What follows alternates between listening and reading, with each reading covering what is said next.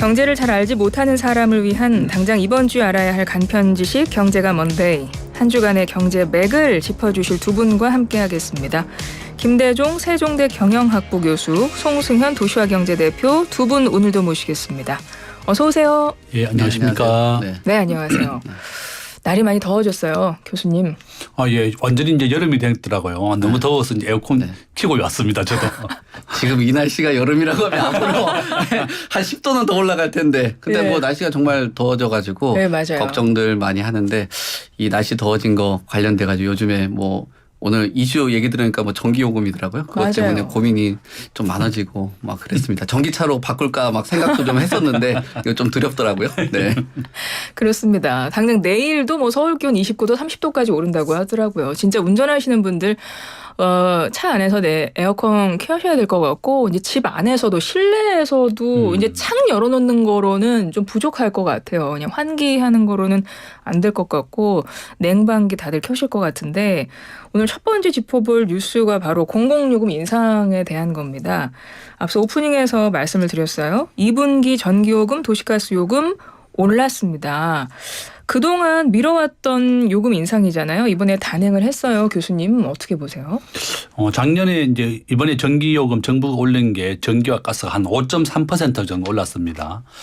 작년 말 기준으로 우리나라 소비자 전체 물가가 한 5% 정도 올랐으니까 물가가 올랐는 만큼 전기요금과 가스요금을 올렸다 이렇게 볼 수 있고요. 네. 한국전력이 최근 2년 동안에 44조 원 적자입니다. 작년에 32조 원 적자를 받고 금년 1분기도 적자를 받습니다.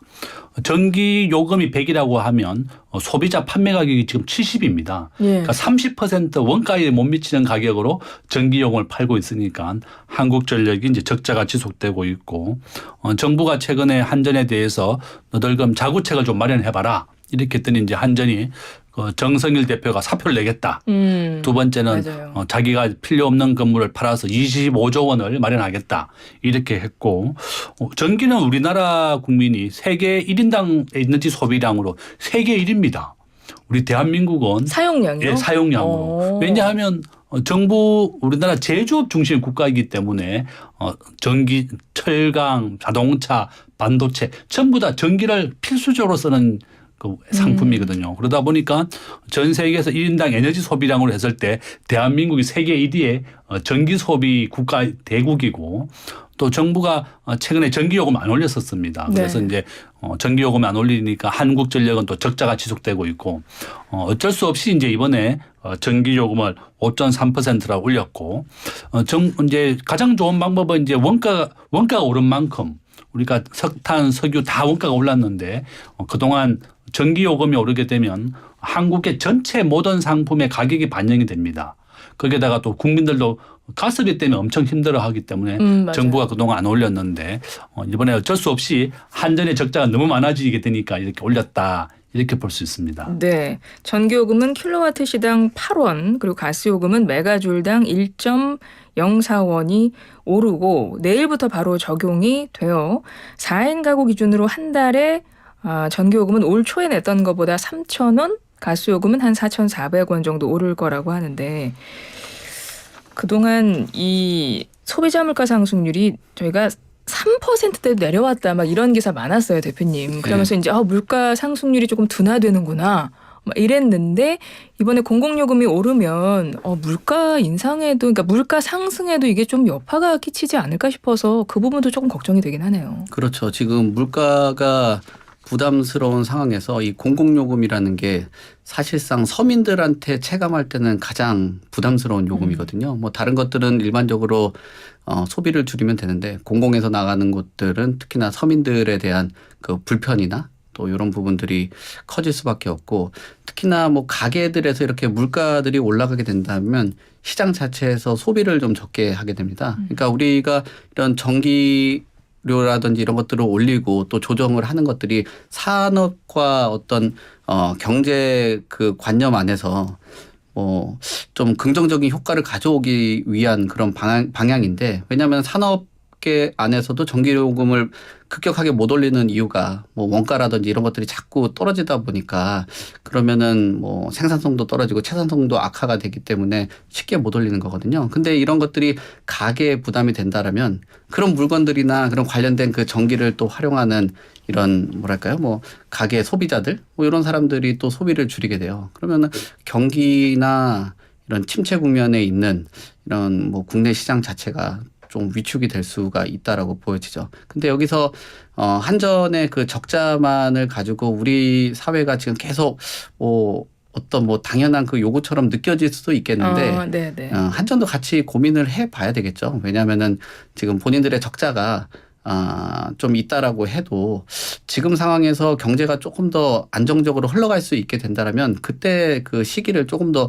올리는 방향이라든지 또는 그 시계를 조금 더 늦게 해줄 수도 있겠다라고 생각이 드는데 참 뭐 몇 년 동안 꾸준히 미뤄왔던 그리고 또 당위성 그다음에 뭐 어떤 사퇴를 하고 건물을 팔아가지고 뭐 한다라든지 사실 지금 부동산 시장에서 한전에서 물건 내도 잘 안 팔립니다. 건물 자체가. 값이 한전 부지에 있는 땅들이 옛날처럼 많은 사람들이 그 한전 부지를 부동산 사업을 하기 위해서 안 된다는 걸 잘 알고 있거든요. 그런 뭐 자구적인 노력이라고 해도 뭐 많은 사람들이 체감할 때는 좀 뭐랄까요 뭐 체감적으로 오진 않겠죠. 그렇지만 아까 말씀하신 이런 소비자 물가 같은 경우가 3% 그다음에 공공요금 뭐 이런 것들은 직접적으로 체감을 하게 되기 때문에 굉장히 어려울 겁니다. 앞으로 그래서 우리가 한동안 잊고 살았던 뭐 다양한 캠페인들이 좀 나오지 않을까 그런 생각도 해요. 뭐 전기를 좀 아껴 쓴다든지 예전에는 뭐 아끼자라는 그런 쪽으로 하는데 근데 그 너무 아끼자라는 게 경제 상황을 침체로 오히려 가져올 수도 있거든요. 네. 그래서 자꾸 그런 캠페인을 안 했었는데 이런 지금 한전의 어떤 뭐 인상 소식이라든지 가스의 인상 소식을 듣고 나면은 아무래도 당분간은 좀 아끼자라는 구호들이 좀 나오면서 이런 뭐 체감하고 또 시장에서 익숙해지는 이런 물가들 뭐 그런 것들을 하기 위한 노력들을 아마 사회 전체가 좀 하는 그런 구조로 당분간 이어질 것 같습니다. 네. 아까 말씀하실 때 그 시기 조절이라는 표현을 좀 하셨던 것 같아요. 그런 의미로. 근데 그도 그럴 것이 지난 겨울에 우리 난방비 폭탄 네. 진짜 뭐 기사도 너무 많이 나왔고 실질적으로 너무 놀랐다는 분들도 많았는데 이번엔 하필 또 여름에 한여름 앞두고 지금 이번에 인상을 했단 말이죠. 예. 그래서 이번엔 냉방비 폭탄이 오면 어쩌나. 특히 우리나라 전기요금 같은 경우는 많이 쓰면 많이 쓸수록 더 내는 구조잖아요. 누진제여서 좀 그게 걱정이 되는데 교수님 어떻게 생각하세요? 저도 이제 그게 참 걱정입니다. 예. 우리가 난방비가 폭탄을 맞았던 이유가 우크라이나 전쟁을 기점으로 해서 가스 가격이 500% 올랐습니다. 5배나 올랐기 때문에 이렇게 난방비 폭탄을 맞았었던 거고 전기요금도 마찬가지입니다. 우리나라는 이제 누진제 전기요금제인데요. 어떠한 일정한 구간을 넘어서게 되면 난방비가 그 냉방비가 더 올라가게 되는 겁니다. 그래서 전기요금을 정말 아껴 써야 되겠고 우리가 이제 전기요금 정부가 하는 게 우리 물가에서요. 전체의 물가를 계산하는 방법이 약 한 400개 품목으로 물가가 계산됩니다. 네. 약 한 380개 정도인데 그러면 이 공공요금은 우리 국민들이 모두가 쓰는 필수제입니다. 뭐 어떻게 안 쓸 수가 없는 게 그렇죠. 그게 바로 전기고 또 여기 국민 여러분께서도 쓸 때 좀 아껴 써야 되겠다. 그래서 전기요금이 너무 저렴하게 되니까 우리가 그동안 전기를 많이 썼던 게 사실입니다. 뭐 여름이나 겨울 뭐 상가 같은 데 보면 문을 열어놓고 에어컨을 켜놓는 경우도 많았고 네. 뭐 밤에 네온 사인도 많이 켜놨었죠. 그러니까 정부의 입장에서는 전기요금을 올리고 전기요금이 좀 비싸져야지만 국민들이 너무 비싸구나 이렇게 아껴 쓴다는 겁니다. 그래서 우리가 이제 항상 경제학에서는 시장 경제에 연동해서 해라 뭐든지 지금 현재 전기요금이 원가가 100인데 실질적으로 우리 국민들이 쓰는 것은 70%에 쓰고 있는 겁니다. 30% 원가보다 안 되는 전기요금을 쓰고 있고 전 세계에 가봐도 우리나라가 전기요금이 가장 쌉니다.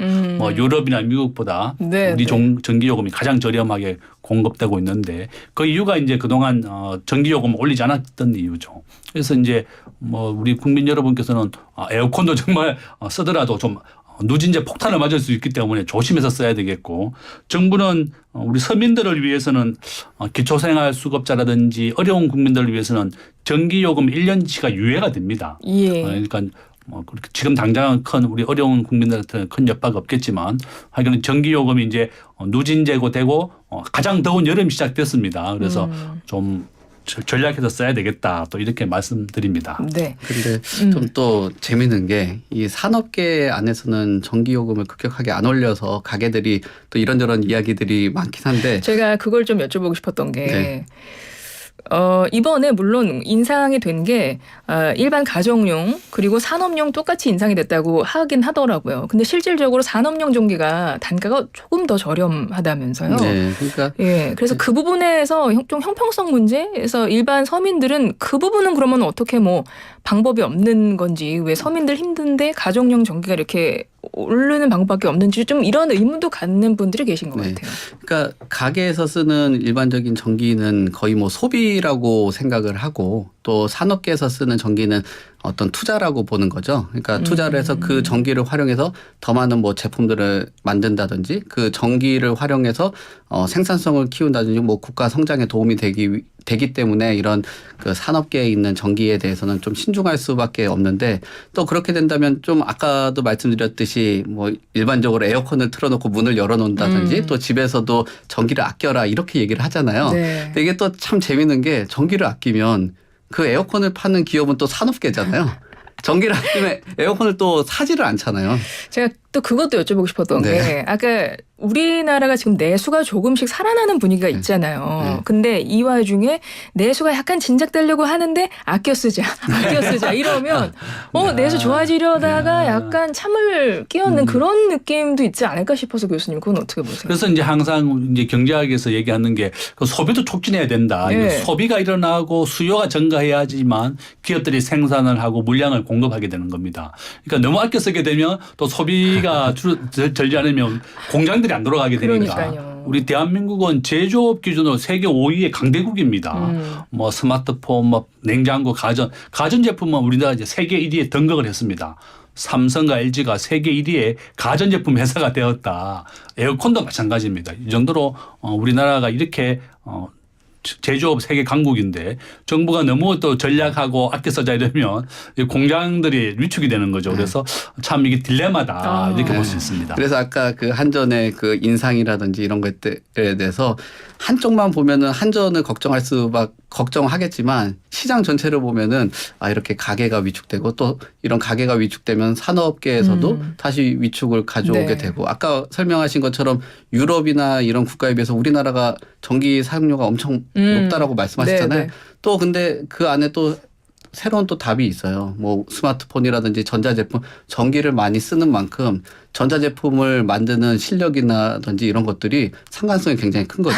전기를 많이 써서 저희가 전자제품 잘 만드는 건가요? 그럼요. 그런 것들도 상당히 상관성들이 있죠. 왜냐하면은 실제로 가동을 하고 많이 활용하는 그런 국가 쪽에 예전에도 경제 성장하고 전기가 그 쓰여져 있는 이런 위성 사진을 보면 전기불이 많이 켜져 있는 곳이 그 생산성이 높고 경제 성장률이 굉장히 높습니다. 그래서 그렇군요. 야간 사진을 보면은 뭐 우리나라 같은 우리 경우 계속 켜 있잖아요. 거의 뭐 밝은 그런 상황이고 아프리카라든지 이런 데 전기 사용량이 좀 맞아요. 적가면 성장도 좀 덜하고 거기에 대해서 뭐 전자제품이랑 이런 것들도 우리나라가 뭐 독일의 유수 유럽 국가 외에는 뭐 우리나라의 그 전자제품이 상당히 뭐 시장을 주도하고 있는 그런 것도 사실이긴 하거든요.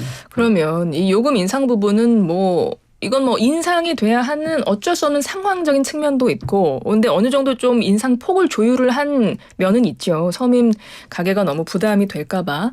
하지만 아까 잠깐 말씀하셨어요. 취약계층 같은 경우 여름에 정말 많이 힘들어질 수 있어요. 이번에 취약계층에 대해서는 이런 방안들 우리가 준비하고 있다라는 것도 함께 발표는 하긴 했던데, 그거는 어떠세요? 그 대책은 좀 괜찮았다고 충분하다고 보세요, 교수님? 저는 뭐 이렇게 기초생활수급자가 이제 우리나라 전체 국민 한 10% 내외 정도 됩니다. 네. 기초생활수급자인데 그러면 이번에 정부가 전기나 가스 요금으로 할인해 주는 금액이 한 2만 6천 원 정도 됩니다. 한 달에.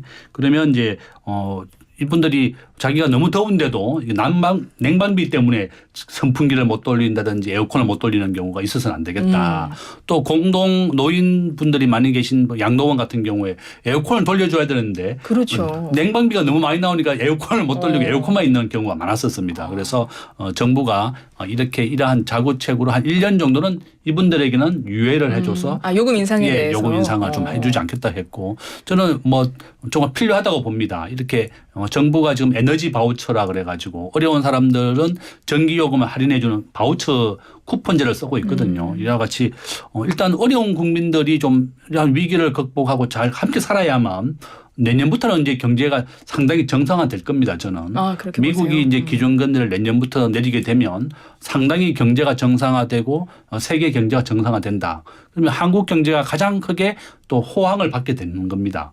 지금은 우리나라가 무역 의존도가 세계에서 두 번째로 높고 가장 수출과 수입으로 먹고 사는 나라인데 이렇게 전쟁도 1년 이상 지속되고 경기 위축이 되니까 한국이 가장 큰 피해를 보고 있습니다. 그런데 이제 경제가 정상화되고 원활해진다 그러면 또 한국이 가장 크게 혜택을 보기 때문에 한 올 연말 정도는 좀 잘 버티게 정부가 적극적으로 좀 도와줘야 된다 이렇게 봅니다. 알겠습니다. 공공요금 인상된 것과 관련해 오늘 인상 발표를 했었기 때문에 그 내용 가장 먼저 한번 알아보도록 했고요. 어찌됐건 좀 아껴 쓰긴 해야 될 것 같긴 합니다. 이 문제와 별개로 실질적으로 좀 에너지 과소비가 많다고는 해서 그런 생각도 하면서 조금씩 아껴 쓰기는 해야 될 것 같아요. 자, 이번에는 금리 이야기를 좀 해볼 텐데 한국은행이 지난해 기준금리 빠르게 올렸잖아요, 대표님. 그러면서 대출금리도 굉장히 많이 올라갔었어요. 그런데 요즘에 시장금리가 다시 하락하는 추세라고 하더라고요. 대출금리 많이 내렸다고 하던데 일단은 이자 부담이 줄어드니까 이거는 뭐 긍정적인 소식 아닌가? 이런 생각이 들거든요. 어떻게 보세요? 뭐 지금 시장금리 한국은행에서 기준금리 올리는데도 시장금리 하락하는 거는 아무래도 이런 시장금리는 선행성을 가지고 있거든요. 그러니까 그만큼 우리나라의 어떤 뭐 국고채 수익률이라든지 뭐 리스크라든지 또 미래 경제 성장률이나 물가 상승률 이런 것들이 기대치가 그래도 좀 개선이 됐다. 아까 교수님께서 말씀하신 것처럼 예전처럼 아주 그 미래가 불투명한 것보다는 지금 그래도 뭐 경제 성장률이나 물가 상승률이 이런 뭐 시장 금리 안에서는 그래도 조금 더 많이 개선이 됐다라고 보여집니다. 그래서 금리가 시장에서 뭐 정책적인 금리 외적으로 시장에 대한 금리가 좀 안정적이고 낮아지면은 그래도 소비나 투자 시장에서는 활성화가 될 수 있는 그런 측면들이 있겠죠. 그러니까 이자로 덜 나가니까 그렇죠. 지출을 할 수 있는 돈이 생긴다는 거죠. 그렇죠.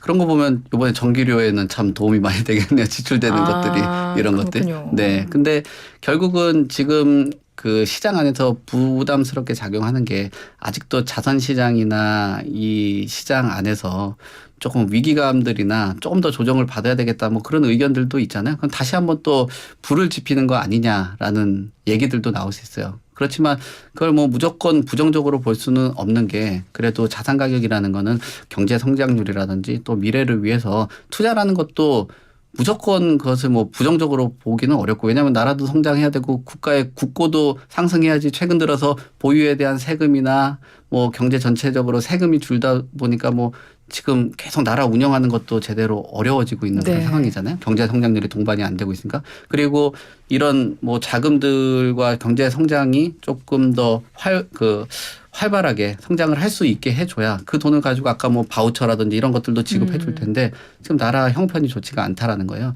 그래서 어쨌든 지금 말씀하신 것처럼 시장에 있는 금리 자체의 흐름을 본다라면 결국은 선행성을 보는데 이런 뭐 경제 성장률이라든지 물가 상승률이라든지 이런 것들이 기대치들이 좀 뭐 개선이 됐다라고 보여지고 또 하락이 앞으로는 하락에 대한 추이 시장 금리가 또 낮아지면은 그거에 또 맞춰가지고 오히려 그 정책 금리도 따라서 내려가는 경향들도 있거든요. 네, 시장에서 안정을 찾았다라고 하니까 이게 정책적으로도 또 쫓아갑니다. 또 올라갈 때는 시장 금리가 이런 걸 리스크를 감지하고 더 올리기도 하고요. 그만큼 이거 시장 금리가 안정됐다라는 거는 올 하반기나 뭐 조금 시간이 길어져서 시계를 조금 더 뒤로 한다면 내년 상반기 정도 되면은 그래도 기준금리를 일정 부분 조정, 뭐 그 조정이라는 표현이 한 차례 정도는 좀 낮출 수 있는 뭐 계기를 좀 마련한다라고 봐야 될 것 같습니다. 뭐 어찌됐건 좀 개선되고 있다라고 보시는 것 같은데 한쪽에서는 또 이런 뉴스도 함께 나왔어요. 문제는 사실 금리가 높아지면 이자 부담 때문에 사람들이 대출 자체를 안 받잖아요. 그래서 대출이 많이 좀 축소된 효과가 있었는데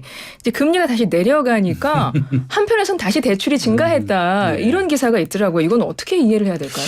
그렇습니다. 지금 현재 미국의 기준금리가 5.25%고 한국이 3.5%입니다. 정부가 대출 금리가 너무 높아지고 국민들의 부담이 많으니까 은행에 대해서 압박을 많이 가했습니다.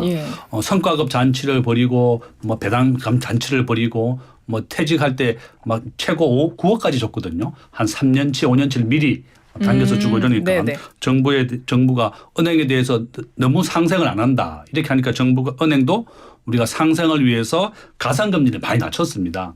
우리가 기준금리 3.5에다가 한 3을 더해가지고 은행이 대출금리를 더하게 되니까 한 3%의 가산금리는 은행의 순이익 마진입니다. 예. 그러니까 너무 높다. 우리나라의 지금 현재 평균 마진이 은행이 1.5%입니다.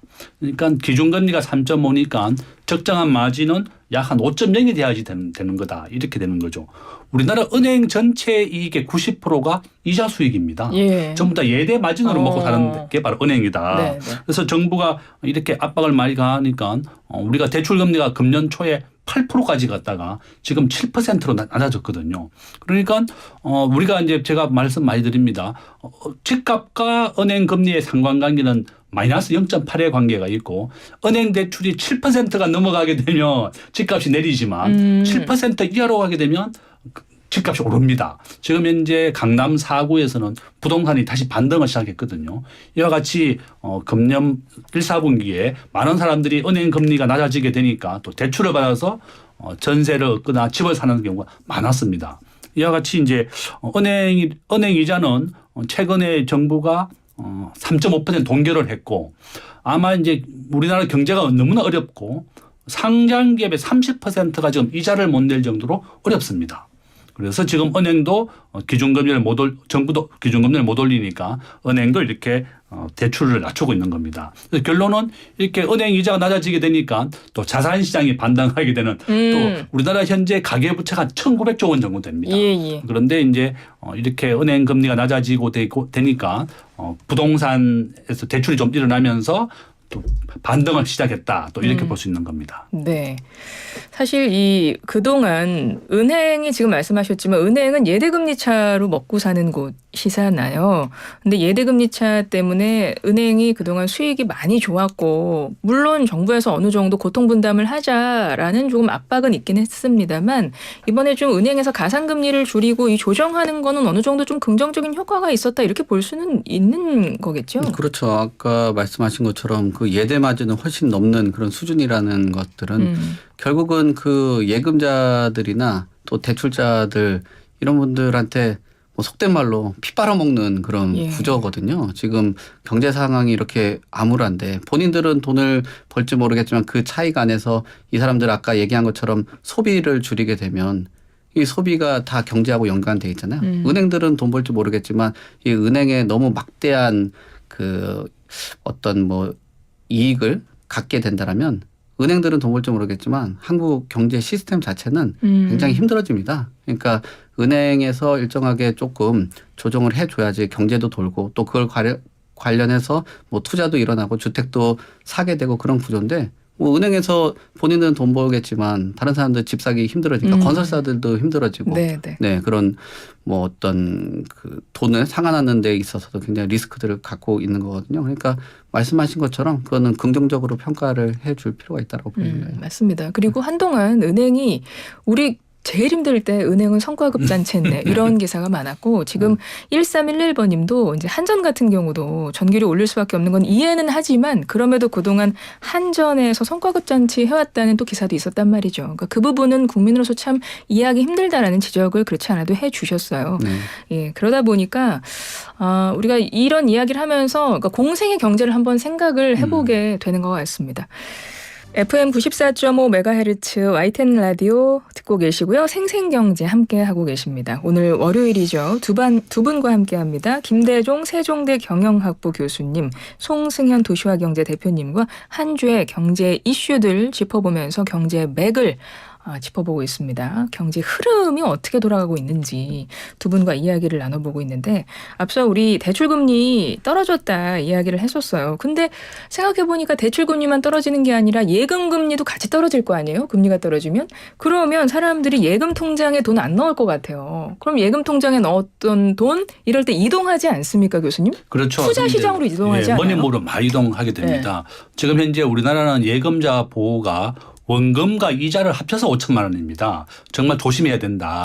원금과 이자를 합쳐서 5천만 원인데 넘어버리면 예금자 보호가 안 되는 겁니다. 그렇죠. 그러니까 항상 한 개의 은행에 본인의 이름으로 4,500만 원만 넣어놔야 되고 5천만 원이 넘어가게 되면 안 된다. 왜냐하면 국가가 이 사람은 돈이 많은 사람이구나 이렇게 간주하거든요. 그래서 네네. 우리가 최저 임차보전금 같은 경우도 서울에서 1억이 넘어가게 되면 소액 임차보전금 안 해주는 겁니다. 그러니까 항상 최저 우리가 또 원금 보장도 4,500만 원이라는 걸 명심하시고 여러 은행에 분산해 놔야 되는 겁니다. 그래서 지금은 지금 우리가 투자의 3대 원칙을 수익성, 안전성, 황금성인데요.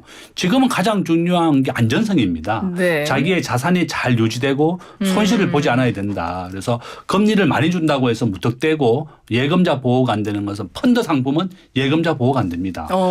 예금, 적금만 예금자 보호가 되거든요. 그래서 펀드 상품이라든지 이런 이자를 많이 준다고 해서 절대 가입하시면 안 되고 원금 보장이 되는지 안 되는지를 꼭 확인을 해라. 또 이렇게 말씀을 드립니다. 네. 지금은 금융기관당 5천만 원까지 예금자 보호가 되니까 원금과 이제 합쳐서 우리 교수님께서 알려주신 꿀팁은 4,500을 넘지 말아라. 한 금융기관에. 그렇죠? 그 말씀 해주신 거죠. 그리고 요즘에 그 인터넷 저도 최근에 체크를 해봤는데 저도 모르는 그 막 통장들이 막 있더라고요. 그래서 그래요? 너무 좋을 것 같은데요? 한 번에 보는 어플 같은 건데 자산이 많으신 분들은 어느 통장에 어느 돈이 있는지 모르시는 분들도 많더라고요. 그럴 수 있죠. 네. 이 부동산 얘기 아까 이야기 잠깐 쉴 때 대표님 잘 이야기했는데 모르시는구나. 내가 어디에 뭐가 있는지. 아니 그렇지 않고 예전에 어떤 그 재미있는 에피소드를 말씀드리면 부동산 아까 부자 머니무브 얘기했잖아요. 건물 쪽에 투자하시는 분들이 있었어요. 근데 그분이 자산이 엄청 많았다고 하더라고요. 근데 그래서 한 10년 정도 곱창집을 하셨는데 나중에 곱창집을 잘 하고 어느 정도 돈도 벌고 이제 자기 가게를 차려가지고 마지막 그 장문에 문자를 건물 주인한테 보냈다고 하더라고요. 네네. 그래서 10년 동안 임대료도 한 번도 안 올리시고 해서 제가 잘 돼서 이제 얻어서 새로운 곳으로 갑니다. 감사합니다. 했더니 문자의 답변이 혹시 거기가 어디죠? 라고 하시는 분 자기 건물이 하도 많아가지고 잊어버리고 있었어. 임대료를 그러니까 올리지 않았던 이유가 네, 올리지 않았던 모른다는 거예요. 그러니까 자산이 많은 사람들이 통장들이 숨어 있는 거 잘 찾아보면 있더라고요. 저도 최근 들어서 은행 전체 그 통합 그 계좌인가 그거 해가지고 한번 봤더니 여기저기 뭐 한 200만 원 있는 데도 있고 뭐 있고 하니까 그럴 수 있어요. 네, 그런 것들 잘 모아가지고 한 통장에 한 4,500만 원 정도 모아놓으면 좋지 않을까 생각드네요. 나쁘지 않네요. 네. 네, 중요한 건 예금자보 어느 정도까지 되는지 좀 아셨다가 그 넘지 않도록 좀 금융기관을 활용을 하셨으면 좋겠다. 근데 예금자보 이제 한도 올린다 뭐 이런 논의도 있는 것 같긴 하던데요. 그죠? 예, 맞습니다. 예. 제가 이 말씀을 왜 드렸냐면 예금 통장에 넣었던 돈은 이제 예금 금리도 떨어지면 어디로 가나요? 그러면 결국은 사람들이 주식 시장을 찾지 않을까 싶은데 뭐 이제 우리나라 사람들 주식 많이 하잖아요. 뭐 한참 주린이가 생긴 경우가 이제 코로나 그 앞뒤로 해서 많았었고 처음으로 이제 투자를 시작하셨던 분들도 그 코로나 국면에서 굉장히 많으셨단 말이에요. 근데 요즘에 SG증권발 폭락 사태 때문에 주식 투자하는 거 좀 꺼리는 분들도 생기지 않으셨을까 이런 생각이 들어요. 이런 기사도 났어요. SG증권발 사태 관련해서 종목과 증권사 시가총액이 3주 만에 13조 원 넘게 사라졌다, 증발했다. 이런 기사 보면 사람들 투자하기 어려울 것 같아요. 무서워서. 그렇죠. 이번에 SG증권발 소시에트 제네랄 증권사를 통해서 차익 결제 매물이 나온 건데요. 지금 80% 하락했습니다. 예. 대성홀딩스, 서울가스 이런 종목인데요. 지금 라더견 씨는 지금 체포가 돼서 지금 이제 구속돼서 조사를 받고 있습니다. 이 사람들이 전체 자금을 모았던 게 뭐 은행이라든지 연예인 포함해서 1조 원을 끌어모았다 그러고 3년에 걸쳐서 하루에 1%씩 주가를 올리는 것이다. 이렇게 해서 금융당국도 몰랐던 겁니다. 그래서 지금 현재 이렇게 많은 개미 소액 투자자들이 따라 샀는데 이 최고점에서부터 지금 80%가 내렸으니까. 그러니까 대량 매도를 하면서 그렇습니다. 확 떨어진 거죠. 예, 가격이. 우리나라는 30%씩 내리게 돼 있고 미국은 상하한 폭이 아예 자체가 없습니다. 그래요. 넷플릭스가 작년에 80% 내렸거든요. 하루 만에. 그러니까 미국은 상하한 폭이 없지만 우리나라는 30%씩 주식이 내리게 돼 있는데 4일간 하한가를 치게 되니까 80%가 내렸습니다. 그래서 많이 실망을 했었고 지금 정부에서도 그 차익 차액 결제 계좌가 이제 CFD 계좌인데 3,400개입니다. 이걸 전수 조사를 해서 얼마나 많은 종목들이 주가 조작을 했는지 철저하게 조사하겠다. 이렇게 지금 정부가 얘기했고. 교수님, 그 CFD라는 게 정확하게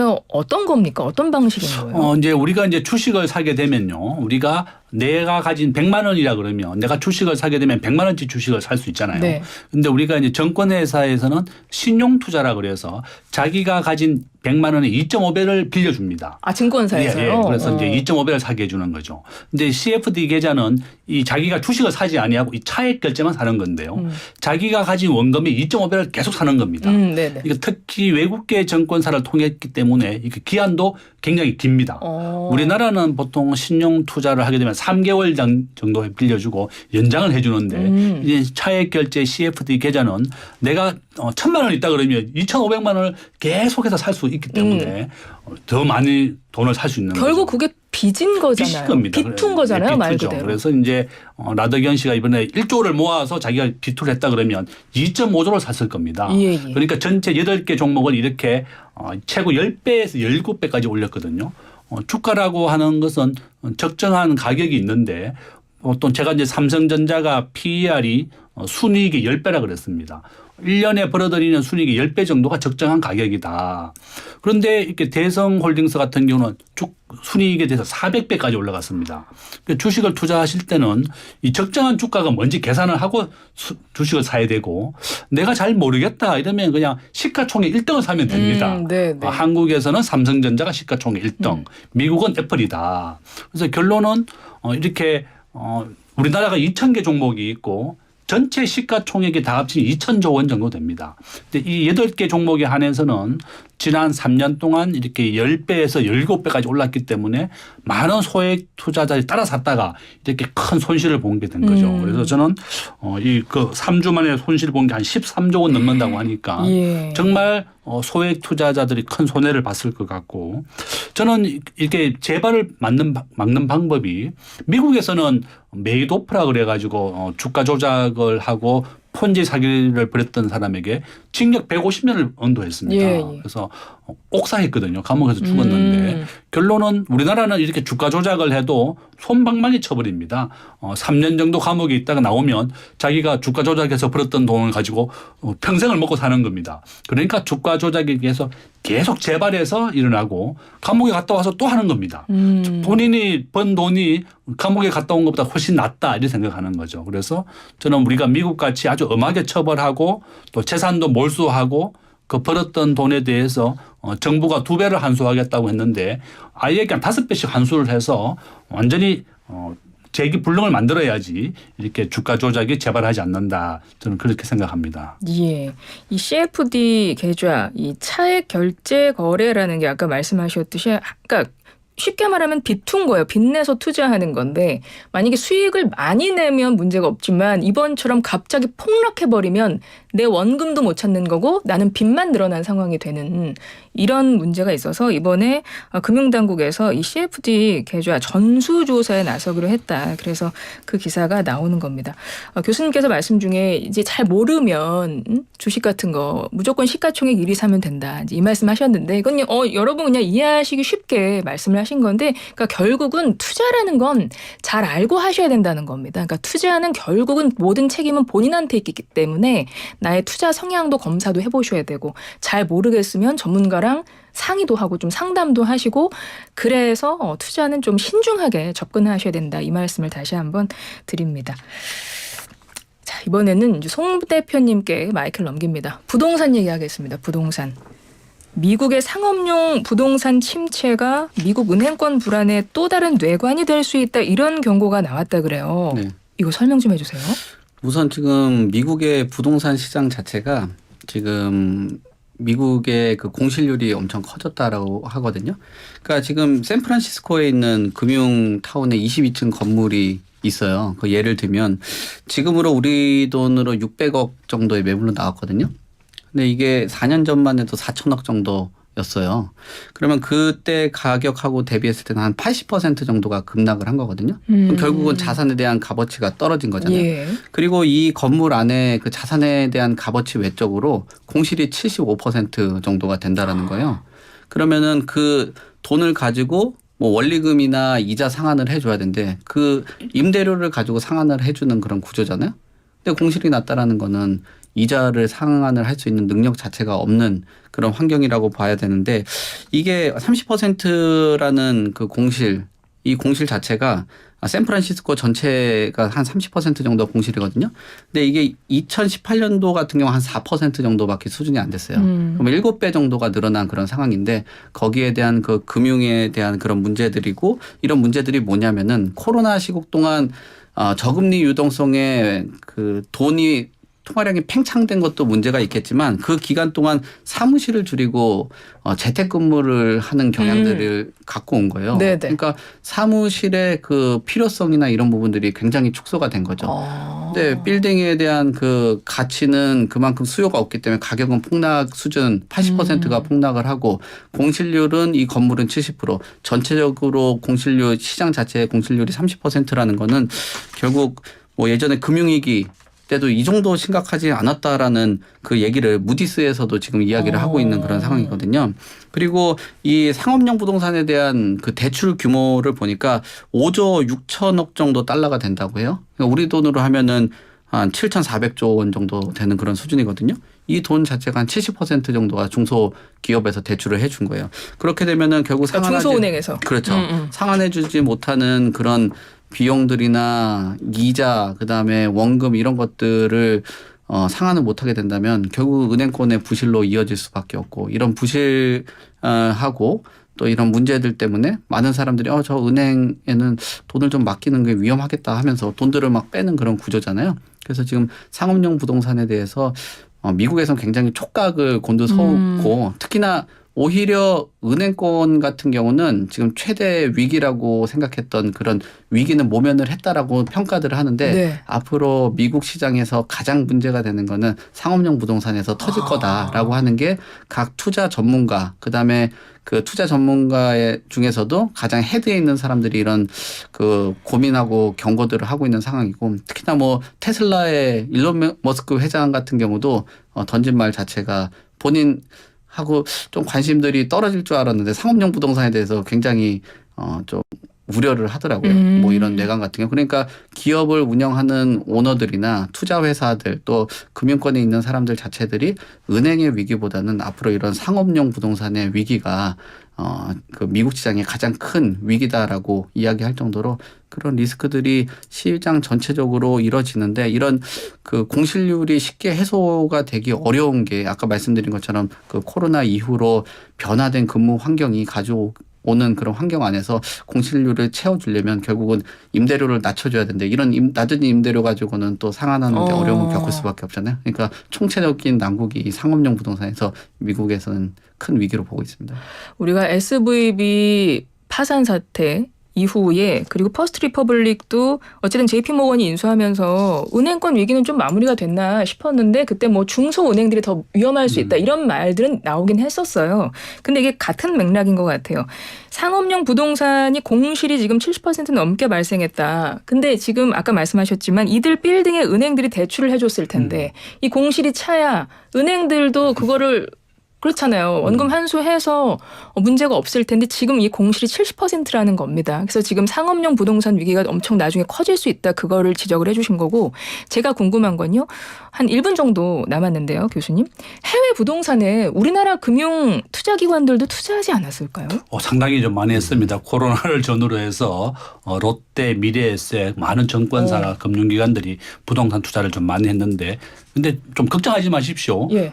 가장 쓸데없는 걱정이 재벌 걱정하는 거다 이런 말이 있습니다. 우리 서민들이 뭐 재벌을 걱정하느냐 이렇게 재벌을 걱정하지 마시고 이제 네네. 우리나라 전체 그 프로젝트 파이낸싱 중에 증권사 연체율이 10%입니다. 네. 지금 제2금융권도 한 3% 정도 되고 우리가 아파트라든지 부동산은 주거용 부동산은 제일 좋은 게 비어있는 날짜가 없습니다. 항상 전세나 월세 보면 딱 날짜를 맞춰가지고 단 하루도 비어있지 않는다. 그렇지만 이렇게 상업용 부동산은 이렇게 비어있는 경우가 굉장히 많은 거죠. 그래서 저는 가장 큰 우려가 우리나라에 있어서의 상업용 부동산의 부실.